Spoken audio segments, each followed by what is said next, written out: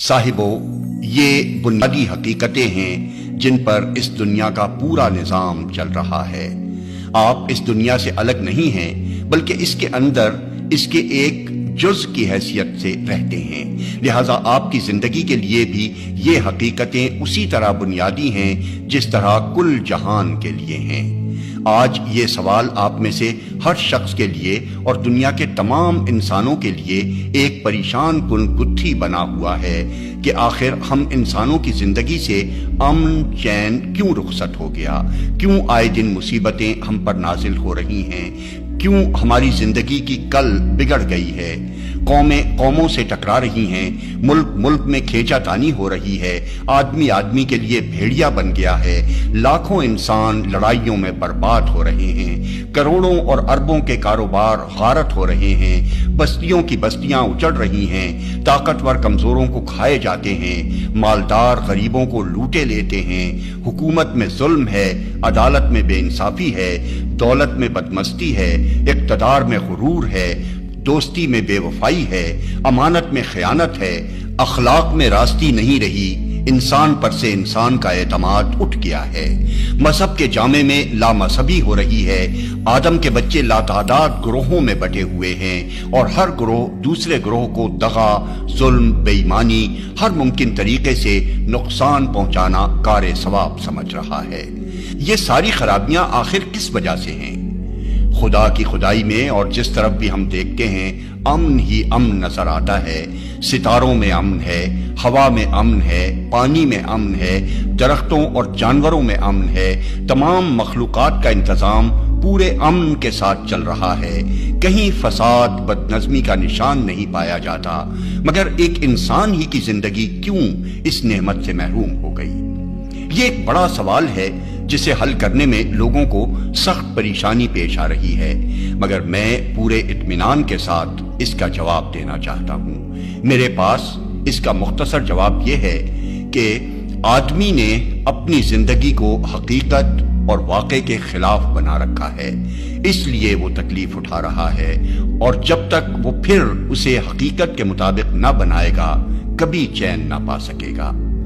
आप चलती हुई रेल के दरवाजे को अपने घर का दरवाजा समझ बैठें और उसे खोलकर बेतकल्लुफ इस तरह बाहर निकल आएं जैसे अपने मकान के सहन में कदम रख रहे हैं, तो आपकी इस गलतफहमी से न रेल का दरवाजा घर का दरवाजा बन जाएगा, न वो मैदान जहां आप गिरेंगे घर का सहन साबित होगा। आपके अपनी जगह कुछ समझ बैठने से हकीकत जरा भी ना बदलेगी। तेज दौड़ती हुई रेल के दरवाजे से जब आप बाहर तशरीफ लाएंगे तो इसका जो नतीजा जाहिर होना है वो जाहिर होकर ही रहेगा, खा टांग और सर फटने के बाद भी आप ये तस्लीम ना करें कि आपने जो कुछ समझा था गलत समझा था। बिल्कुल इसी तरह अगर आप ये समझ बैठें कि इस दुनिया का कोई खुदा नहीं है, या आप खुद अपने खुदा बन बैठें या खुदा के सिवा किसी और की खुदाई मान लें, तो आपके ऐसा समझने या मान लेने से हकीकत हरगिज ना बदलेगी। खुदा खुदा ही रहेगा। उसकी जबरदस्त सल्तनत जिसमें आप महज रईयत की हैसियत से रहते हैं, पूरे इख्तियारात के साथ उसी के कब्जे में रहेगी। अलबत्ता आप अपनी गलतफहमी की वजह से जो तर्ज जिंदगी इख्तियार करेंगे उसका निहायत बुरा खमियाजा आपको भुगतना पड़ेगा, खा आप तकलीफें उठाने के बाद भी अपनी इस गलत जिंदगी को बजाय खुद सही ही समझते रहें। पहले मैं जो कुछ बयान कर चुका हूं उसे जरा अपनी याद में फिर ताज़ा कर लीजिए। खुदावंदे आलम किसी के बनाए से खुदावंदे आलम नहीं बना है। वो इसका मोहताज नहीं है कि आप उसकी खुदाई माने तो वो खुदा हो। आप खा माने या ना माने वो तो खुद खुदा है। उसकी खुदाई खुद अपने जोर पर कायम है। उसने आपको और इस दुनिया को खुद बनाया है। ये जमीन, ये चांद और सूरज और ये सारी कायनात उसी के हुक्म की ताबे है। इस कायनात में जितनी कुव्वतें काम कर रही हैं सब उसी के ज़ेरे हुक्म हैं। वो सारी चीजें जिनके बल पर आप जिंदा हैं उसी के कब्जाए कुदरत में हैं। खुद आपका अपना वजूद उसके इख्तियार में है। इस वाक़े को आप किसी तरह बदल नहीं सकते। आप इसको ना माने तब भी ये वाक़या है, आप इससे आंखें बंद कर लें तब भी ये वाक़या है, आप इसके सिवा कुछ और समझ बैठें तब भी ये वाक़या है। इन सब सूरतों में वाक़े का तो کچھ بھی نہیں بگڑتا، البتہ فرق یہ ہوتا ہے کہ اگر آپ اس واقعے کو تسلیم کر کے اپنی وہی حیثیت قبول کر لیں جو اس واقعے کے اندر دراصل آپ کی ہے، تو آپ کی زندگی درست ہوگی، آپ کو چین ملے گا، اطمینان نصیب ہوگا اور آپ کی زندگی کی ساری کل ٹھیک چلے گی۔ اور اگر آپ نے واقعے کے خلاف کوئی اور حیثیت اختیار کی تو انجام وہی ہوگا جو چلتی ہوئی ریل کے دروازے کو اپنے گھر کا دروازہ سمجھ کر قدم باہر نکالنے کا ہوتا ہے۔ چوٹ آپ خود کھائیں گے، ٹانگ آپ کی ٹوٹے گی، سر آپ کا پھٹے گا، تکلیف آپ کو پہنچے گی، واقعہ جیسا تھا ویسا ہی رہے گا۔ آپ سوال کریں گے کہ اس واقعے کے مطابق ہماری حیثیت کیا ہے؟ میں چند لفظوں میں اس کی تشریح کیے دیتا ہوں۔ اگر کسی نوکر کو آپ تنخواہ دے کر پال رہے ہوں تو بتائیے اس نوکر کی اصلی حیثیت کیا ہے؟ یہی نہ کہ آپ کی نوکری بجا لائے، آپ کے حکم کی اطاعت کرے، آپ کی مرضی کے مطابق کام کرے اور نوکری کی حد سے نہ بڑھے۔ نوکر کا کام آخر نوکری کے سوا اور کیا ہو سکتا ہے؟ آپ اگر افسر ہوں اور کوئی آپ کا ماتحت ہو تو ماتحت کا کام کیا ہے؟ یہی نہ کہ وہ ماتحتی کرے، افسری کی ہوا میں نہ رہے۔ اگر آپ کسی جائیداد کے مالک ہوں تو اس جائیداد میں آپ کی خواہش کیا ہوگی؟ یہی نہ کہ اس میں آپ کی مرضی چلے، جو کچھ آپ چاہیں وہی ہو اور آپ کی مرضی کے خلاف پتہ نہ ہل سکے۔ آپ پر اگر کوئی بادشاہی مسلط ہو اور تمام قوتیں اس کے ہاتھ میں ہوں تو ایسی بادشاہی کی موجودگی میں آپ کی حیثیت کیا ہو سکتی ہے؟ یہی نہ کہ آپ سیدھی طرح رعیت بن کر رہنا قبول کریں اور شاہی قانون کی فرما برداری سے قدم باہر نہ نکالیں۔ بادشاہ کی سلطنت کے اندر رہتے ہوئے اگر آپ خود اپنی بادشاہی کا دعویٰ کریں گے یا کسی دوسرے کی بادشاہی مان کر اس کے حکم پر چلیں گے تو آپ باغی ہوں گے، اور باغی کے ساتھ جو سلوک کیا جاتا ہے وہ آپ کو معلوم ہی ہے۔ ان مثالوں سے آپ خوب سمجھ سکتے ہیں کہ خدا کی اس سلطنت میں آپ کی اصلی حیثیت کیا ہے۔ آپ کو اس نے بنایا ہے اور قدرتی طور پر آپ کا کوئی کام اس کے سوا نہیں ہے کہ اپنے بنانے والے کی مرضی پر چلیں۔ آپ کو وہ پال رہا ہے اور اسی کے خزانے سے آپ تنخواہ لے رہے ہیں۔ آپ کی کوئی حیثیت اس کے سوا نہیں ہے کہ آپ اس کے نوکر ہیں۔ آپ کا اور ساری دنیا کا افسر وہ ہے، اس کی افسری میں آپ کی حیثیت ماتحتی کے سوا اور کچھ نہیں ہو سکتی۔ یہ زمین و آسمان سب اس کی جائیداد ہیں، اس جائیداد میں اسی کی مرضی چلے گی اور چلنی چاہیے۔ آپ کو یہاں اپنی مرضی چلانے کا کوئی حق نہیں ہے۔ اپنی مرضی آپ چلانے کی کوشش کریں گے تو منہ کی کھائیں گے۔ اس سلطنت میں اس کی بادشاہی اس کے اپنے زور پر قائم ہے۔ زمین اور آسمان کے سارے محکمے اس کے قبضے میں ہیں۔ آپ خود چاہے راضی ہوں یا ناراض، بہرحال اس کی رعیت ہیں۔ آپ کی اور کسی انسان کی بھی، خواہ وہ چھوٹا ہو یا بڑا، کوئی دوسری حیثیت رعیت ہونے کے سوا نہیں ہے۔ اسی کا قانون اس سلطنت میں قانون ہے اور اسی کا حکم ہے۔ رعیت میں سے کسی کو یہ دعویٰ کرنے کا حق نہیں ہے کہ میں ہز میجسٹی ہوں یا ہز ہائینس ہوں یا ڈکٹیٹر اور خود مختار ہوں۔ نہ کسی شخص یا پارلیمنٹ یا اسمبلی یا کونسل کو یہ اختیار ہے کہ اس سلطنت میں خدا کے بجائے خود اپنا قانون بنائے اور خدا کی رعیت سے کہے کہ ہمارے اس قانون کی پیروی کرو۔ نہ کسی انسانی حکومت کو یہ حق پہنچتا ہے کہ خدا کے حکم سے بے نیاز ہو کر خود حکم چلائے اور خدا کے بندوں سے کہے کہ ہمارے اس حکم کی اطاعت کرو۔ نہ کسی انسان یا انسانوں کے کسی گروہ کے لیے یہ جائز ہے کہ اصلی بادشاہ کی رعیت بننے کی بجائے بادشاہی کے جھوٹے مدعیوں میں سے کسی کی رعیت بننا قبول کرے۔ اصلی بادشاہ کے قانون کو چھوڑ کر جھوٹے قانون سازوں کا قانون تسلیم کرے اور اصلی حکمراں سے منہ موڑ کر جھوٹ موٹ کی ان حکومتوں کا حکم ماننے لگے۔ یہ تمام صورتیں بغاوت کی ہیں۔ خود بادشاہی کے اختیارات کا دعویٰ کرنا یا کسی ایسے مدعی کے دعوے کو قبول کرنا، دونوں حرکتیں رعیت کے لیے بغاوت کا حکم رکھتی ہیں اور اس کی سزا ان دونوں کو ملنی یقینی ہے، خواہ جلدی ملے یا دیر میں۔ آپ کی اور ایک ایک انسان کی پیشانی کے بال خدا کی مٹھی میں ہیں، جب چاہے پکڑ کر گھسیٹ لے۔ زمین اور آسمان کی اس سلطنت میں بھاگ جانے کی طاقت کسی میں نہیں ہے۔ آپ اس سے بھاگ کر کہیں پناہ نہیں لے سکتے۔ مٹی میں مل کر آپ کا ایک ایک ذرہ بھی اگر منتشر ہو جائے، آگ میں جل کر خواہ آپ کی راکھ ہوا میں پھیل جائے، پانی میں بہہ کر خواہ آپ مچھلیوں کی خوراک بنے یا سمندر کے پانی میں گھل جائیں، ہر جگہ سے خدا آپ کو پکڑ لے گا۔ ہوا اس کی غلام ہے، زمین اس کی بندی ہے، پانی اور اس کی مچھلیاں سب اس کے حکم کی تابع ہیں۔ ایک اشارے پر سب طرف سے آپ پکڑے ہوئے آ جائیں گے، اور پھر وہ آپ میں سے ایک ایک کو بلا کر پوچھے گا کہ میری رعیت ہو کر بادشاہی ساورینٹی کا دعویٰ کرنے کا حق تمہیں کہاں سے پہنچ گیا تھا؟ میرے ملک میں اپنا حکم چلانے کے اختیارات تم کہاں سے لائے تھے؟ میری سلطنت میں اپنا قانون جاری کرنے والے تم کون تھے؟ میرے بندے ہو کر دوسروں کی بندگی کرنے پر تم کیسے راضی ہو گئے؟ میرے نوکر ہو کر تم نے دوسروں کا حکم مانا، مجھ سے تنخواہ لے کر دوسروں کو انداتا اور رازق سمجھا، میرے غلام ہو کر دوسروں کی غلامی کی، میری بادشاہی میں رہتے ہوئے دوسروں کے قانون کو قانون سمجھا اور دوسروں کے فرامین کی اطاعت کی۔ یہ بغاوت کس طرح تمہارے لیے جائز ہو گئی تھی؟ فرمائیے، آپ میں سے کسی کے پاس اس الزام کا جواب ہے؟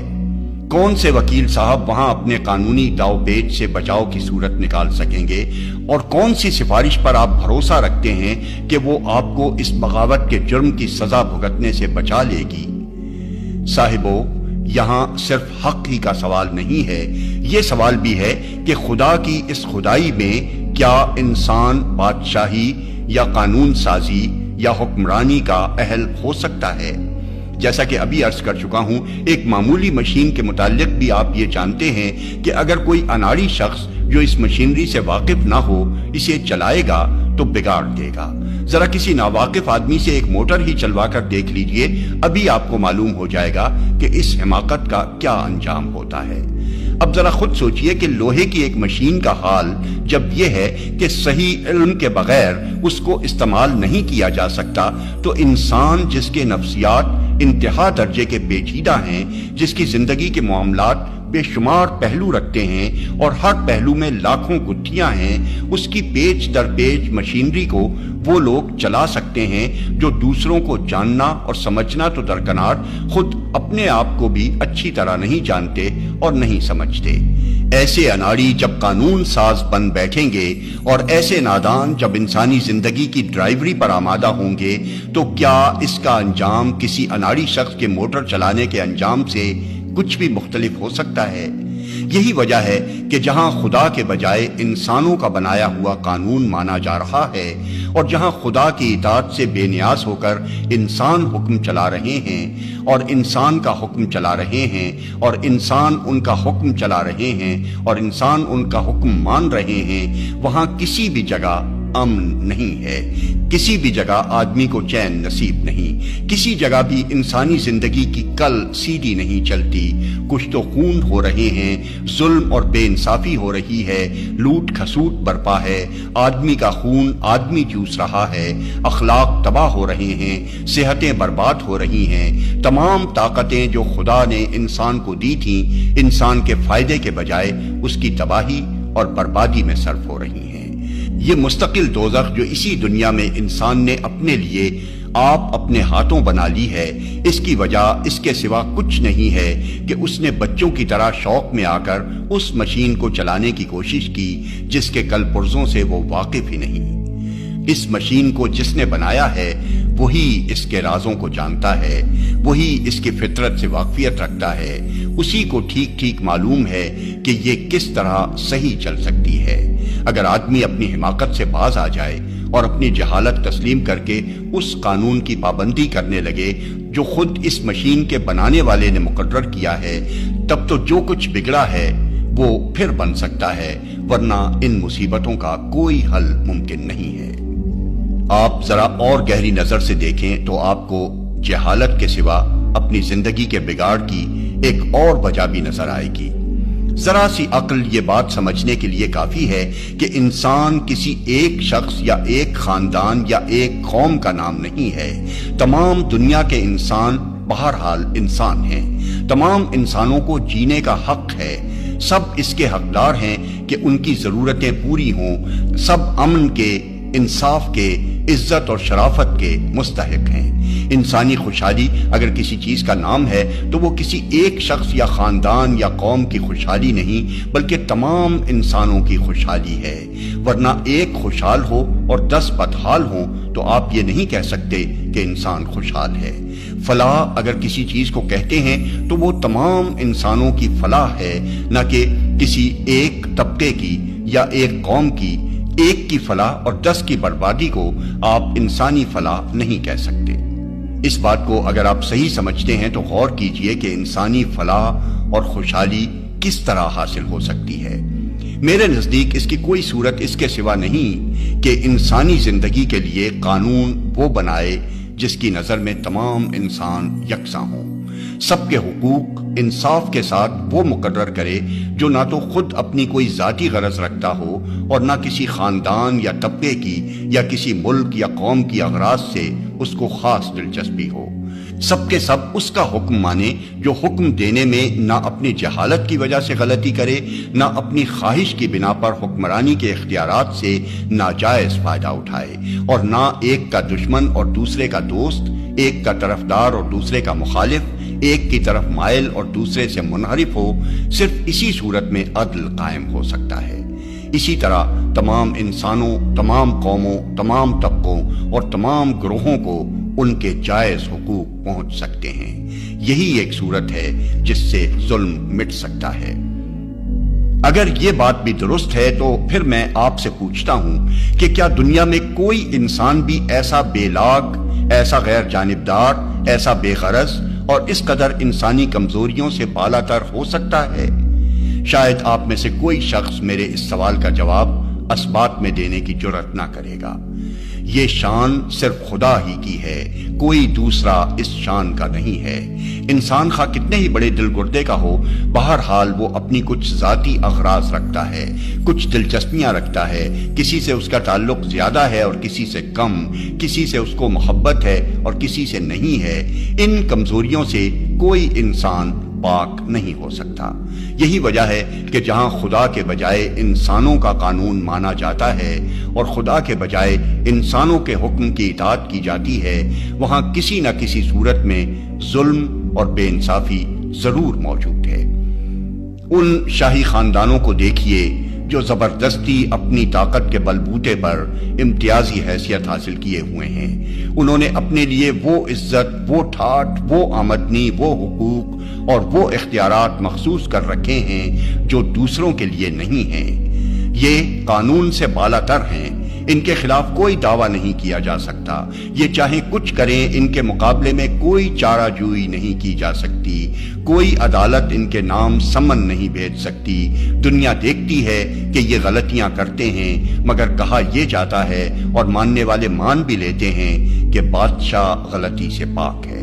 دنیا دیکھتی ہے کہ یہ معمولی انسان ہیں جیسے اور سب انسان ہوتے ہیں، مگر یہ خدا بن کر سب سے اونچے بیٹھتے ہیں اور لوگ ان کے سامنے یوں ہاتھ باندھے، سر جھکائے، ڈرے سہمے کھڑے ہوئے ہیں، گویا ان کا رزق، ان کی زندگی، ان کی موت سب ان کے ہاتھ میں ہے۔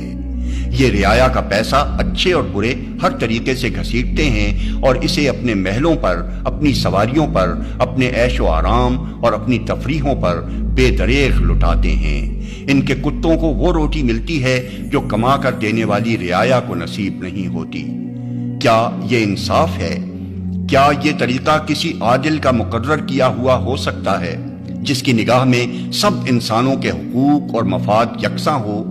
کیا یہ لوگ انسانوں کے لیے کوئی منصفانہ قانون بنا سکتے ہیں؟ ان برہمنوں اور پیروں کو دیکھیے، ان نوابوں اور رئیسوں کو دیکھیے، ان جاگیرداروں اور زمینداروں کو دیکھیے، ان ساہوکاروں اور مہاجنوں کو دیکھیے۔ یہ سب طبقے اپنے آپ کو عام انسانوں سے بالا تر سمجھتے ہیں۔ ان کے زور و اثر سے جتنے قوانین دنیا میں بنے ہیں وہ انہیں ایسے حقوق دیتے ہیں جو عام انسانوں کو نہیں دیے گئے۔ یہ پاک ہیں اور دوسرے ناپاک، یہ شریف ہیں اور دوسرے کمین، یہ اونچے ہیں اور دوسرے نیچے، یہ لوٹنے کے لیے ہیں اور دوسرے لٹنے کے لیے۔ ان کے نفس کی خواہشوں پر لوگوں کی جان، مال، عزت، آبرو، ہر ایک چیز قربان کر دی جاتی ہے۔ کیا یہ ضابطے کسی منصف کے بنائے ہوئے ہو سکتے ہیں؟ کیا ان میں صریح طور پر خود غرضی اور جانبداری نظر نہیں آتی؟ کیا اس سوسائٹی میں منصفانہ قانون بن سکتے ہیں جس پر یہ لوگ چھائے ہوئے ہیں؟ ان حاکم قوموں کو دیکھیے جو اپنی طاقت کے بل پر دوسری قوموں کو غلام بنائے ہوئے ہیں۔ ان کا کون سا قانون اور کون سا ضابطہ ایسا ہے جس میں خود غرضی شامل نہیں ہے؟ یہ اپنے آپ کو انسان اعلیٰ کہتے ہیں، بلکہ در حقیقت صرف اپنے ہی کو انسان سمجھتے ہیں۔ ان کے نزدیک کمزور قوموں کے لوگ یا تو انسان ہی نہیں ہیں، یا اگر ہیں تو ادنا درجے کے ہیں۔ یہ ہر حیثیت سے اپنے آپ کو دوسروں سے اونچا ہی رکھتے ہیں اور اپنی اغراض پر دوسروں کے مفاد کو قربان کرنا اپنا حق سمجھتے ہیں۔ ان کے زور و اثر سے جتنے قوانین اور ضوابط دنیا میں بنے ہیں، ان سب میں یہ رنگ موجود ہے۔ یہ چند مثالیں میں نے محض اشارے کے طور پر دی ہیں، تفصیل کا یہاں موقع نہیں۔ میں صرف یہ بات آپ کے ذہن نشین کرنا چاہتا ہوں کہ دنیا میں جہاں بھی انسان نے قانون بنایا ہے وہاں بے انصافی ضرور ہوئی ہے۔ کچھ انسانوں کو ان کے جائز حقوق سے بہت زیادہ دیا گیا ہے، اور کچھ انسانوں کے حقوق نہ صرف پامال کیے گئے ہیں بلکہ انہیں انسانیت کے درجے سے گرا دینے میں بھی تأمل نہیں کیا گیا۔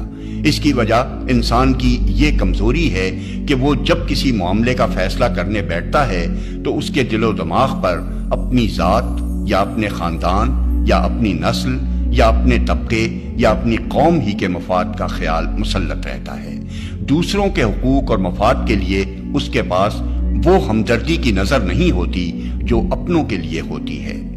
مجھے بتائیے، کیا اس بے انصافی کا کوئی علاج اس کے سوا ممکن ہے کہ تمام انسانی قوانین کو دریا برد کر دیا جائے اور اس خدا کے قانون کو ہم سب تسلیم کر لیں جس کی نگاہ میں ایک انسان اور دوسرے انسان کے درمیان کوئی فرق نہیں؟ فرق اگر ہے تو صرف اس کے اخلاق، اس کے اعمال اور اس کے اوصاف کے لحاظ سے ہے، نہ کہ نسل یا طبقے یا قومیت یا رنگ کے لحاظ سے۔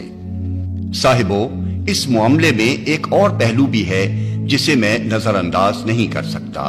آپ جانتے ہیں کہ آدمی کو قابو میں رکھنے والی چیز صرف ذمہ داری کا احساس ہی ہے۔ اگر کسی شخص کو یقین ہو جائے کہ وہ جو چاہے کرے، کوئی اس سے جواب طلب کرنے والا نہیں ہے اور نہ اس کے اوپر کوئی ایسی طاقت ہے جو اسے سزا دے سکے، تو آپ سمجھ سکتے ہیں کہ وہ شتر بے مہار بن جائے گا۔ یہ بات جس طرح ایک شخص کے معاملے میں صحیح ہے، اسی طرح ایک خاندان، ایک قوم اور تمام دنیا کے انسانوں کے معاملے میں صحیح ہے۔ ایک خاندان جب یہ محسوس کرتا ہے کہ اس سے کوئی جواب طلب نہیں کر سکتا تو وہ قابو سے باہر ہو جاتا ہے۔ ایک طبقہ بھی جب ذمہ داری اور جواب دہی سے بے خوف ہو جاتا ہے تو دوسروں پر ظلم ڈھانے میں اسے کوئی تأمل نہیں ہوتا۔ ایک قوم یا ایک سلطنت بھی جب اپنے آپ کو اتنا طاقتور پاتی ہے کہ اپنی زیادتی کے کسی برے نتیجے کا خوف اسے نہیں ہوتا تو وہ جنگل کے بھیڑیے کی طرح کمزور بکریوں کو پھاڑنا شروع کر دیتی ہے۔ دنیا میں جتنی بدامنی پائی جاتی ہے اس کی ایک بڑی وجہ یہی ہے۔ جب تک انسان اپنے سے بالا تر کسی اقتدار کو تسلیم نہ کرے اور جب تک اسے یقین نہ ہو کہ مجھ سے اوپر کوئی ایسا ہے جس کو مجھے اپنے اعمال کا جواب دینا ہے اور جس کے ہاتھ میں اتنی طاقت ہے کہ مجھے سزا دے سکتا ہے، اس وقت تک یہ کسی طرح ممکن نہیں کہ ظلم کا دروازہ بند ہو اور صحیح امن قائم ہو سکے۔ اب مجھے بتائیے کہ ایسی طاقت سوائے خداوند عالم کے اور کون ہو سکتی ہے؟ خود انسانوں میں سے تو کوئی ایسا نہیں ہو سکتا، کیونکہ جس انسان یا جس انسانی گروہ کو بھی آپ یہ حیثیت دیں گے، خود اس کے شتر بے مہار ہو جانے کا امکان ہے۔ خود اس سے یہ اندیشہ ہے کہ تمام فرعونوں کا ایک فرعون وہ ہو جائے گا، اور خود اس سے یہ خطرہ ہے کہ خود غرضی اور جانبداری سے کام لے کر وہ بعض انسانوں کو گرائے گا اور بعض کو اٹھائے گا۔ یورپ نے اس مسئلے کو حل کرنے کے لیے مجلس اقوام بنائی تھی، مگر بہت جلدی وہ سفید رنگ والی قوموں کی مجلس بن کر رہ گئی، اور اس نے چند طاقتور سلطنتوں کے ہاتھ میں کھلونا بن کر کمزور قوموں کے ساتھ بے انصافی شروع کر دی۔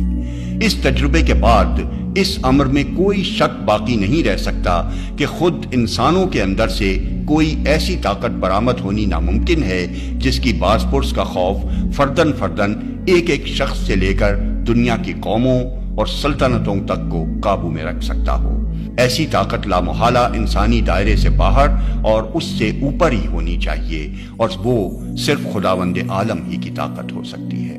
ہم اگر اپنی بھلائی چاہتے ہیں تو ہمارے لیے اس کے سوا کوئی چارہ ہی نہیں کہ خدا پر ایمان لائیں، اس کی حکومت کے آگے اپنے آپ کو فرما بردار رعیت کی طرح سپرد کر دیں، اور اس یقین کے ساتھ دنیا میں زندگی بسر کریں کہ وہ ہمارے چھپے اور کھلے سب کاموں کو جانتا ہے، اور ایک دن اس کی عدالت میں اپنی پوری زندگی کے کارنامے کا حساب دینا ہے۔ ہمارے شریف اور پرامن انسان بننے کی بس یہی ایک صورت ہے۔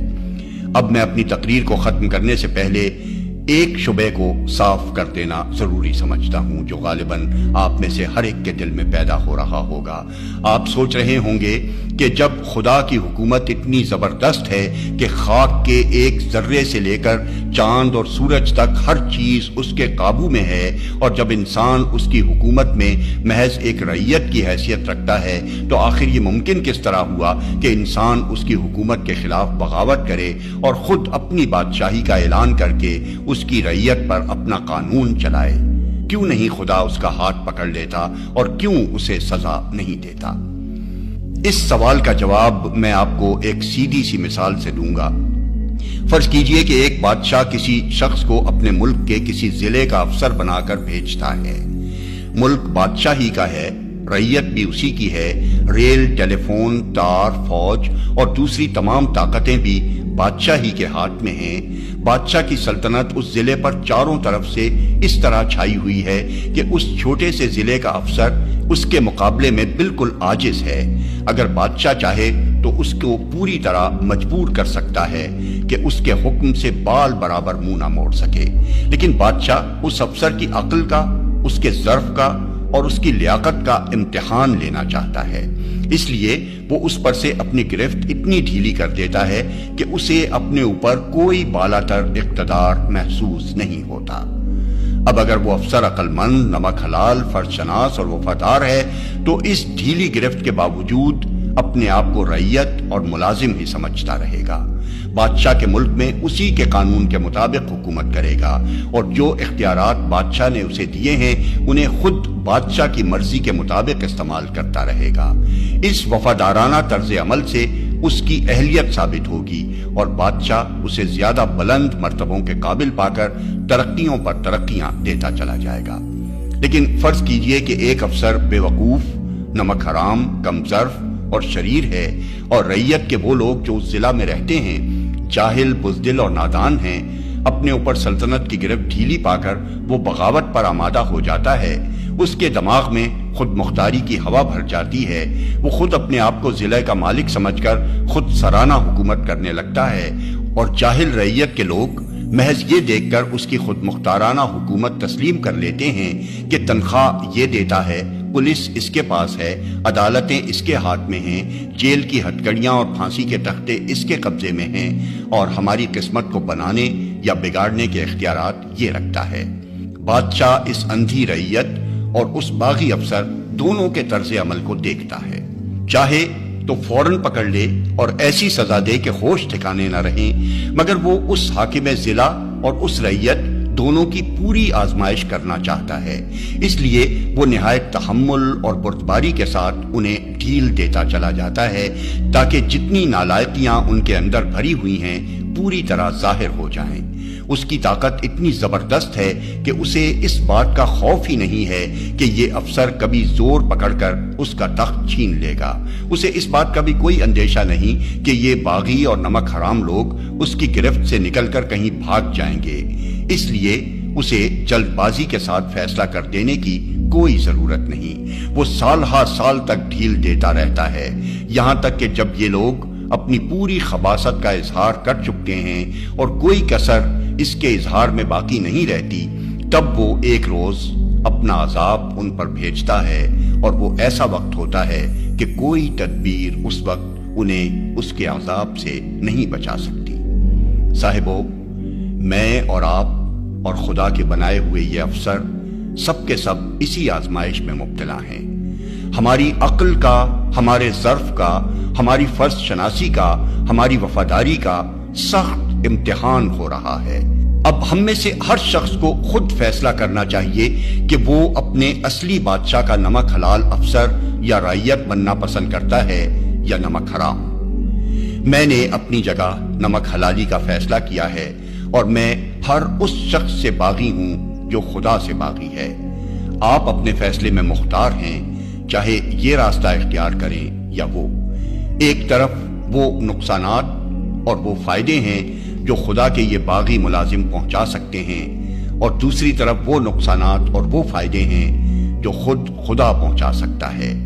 دونوں میں سے آپ جس کو انتخاب کرنا چاہیں کر سکتے ہیں۔